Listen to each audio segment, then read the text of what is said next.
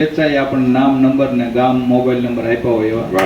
પછી અન્ય લોકો જે કોઈ લેડીઝો છે કે વિદ્યાર્થી મિત્રો છે એની યાદી ન હોય, કારણ કે એનું આપણે જાહેર ના કરી. અને કેવી કેવી જગ્યાએ તમે કેવા કેવા પ્રોગ્રામ કર્યા વ્યસન મુક્તિ માટે? સુરતની બહાર પાલીતાણા, ગારિયાધાર, બોટાદ, આણંદ, અમદાવાદ, ભુજ, રાજકોટ, પછી આપણે ઉપલેટા, અને આ ગયા રવિવારે જ આપણે કાવી કંબોય, જંબુસર તાલુકાનું કાવી ગામે ઘણી બધી જગ્યાએ જાય છે. શું કયો ત્યાં જઈને તમે?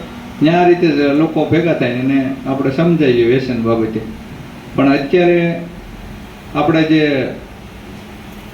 મોટો પ્રશ્ન એવો હતો કે આપણે રીલ્સ બનાવી હતી, ઓલા નથી બનાવી દેતા આવડા ભાડાવાળા ખાવાની અને કંઈ ખાણીપીણીની રીલ્સો બનાવે, એને આપણને અભિયાન છે તો મફત એને બનાવી દીધી, કોઈ ચાર્જ વગર.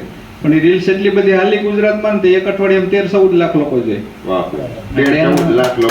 એનો 1% ફોન ગણો તો તમે વિચાર કરી શકો કેટલા ફોન આવે.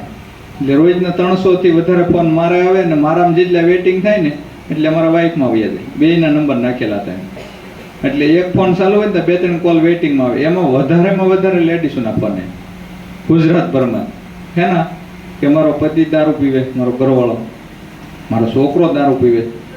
એનું સોલ્યુશન આપણી પાસે આવી ગયું હતું. સરના મોટા ભાઈ છે ને ઈશ્વર સર, દક્ષા મેડમને કોણ કોણ ઓળખે છે?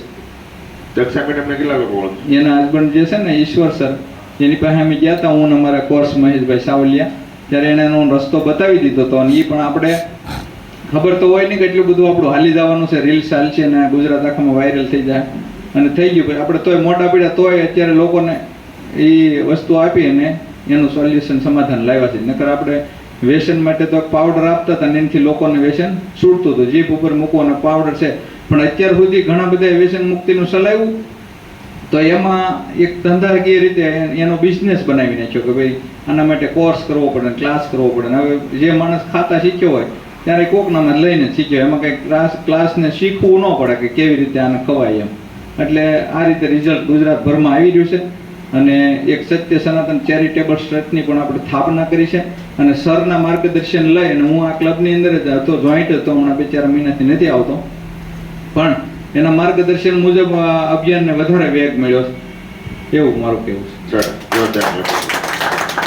આવી સેવાકીય ભાવના કરે ને એટલે ભગવાન સાથ આપે. મેં તો પહેલા કીધું હતું કે આ તમારું ક્ષેત્રમાં આગળ વધજો, કારણ કે લોકો અત્યારે બહુ બધાને પ્રોબ્લેમ જ છે. કોઈ એક ઘર નથી જ્યાં પ્રોબ્લેમ નથી, પણ કોઈ સમાજ માટે, દેશ માટે જ્યારે તમે કાર્ય કરો તો કુદરતી શક્તિ તમને સાથ આપે.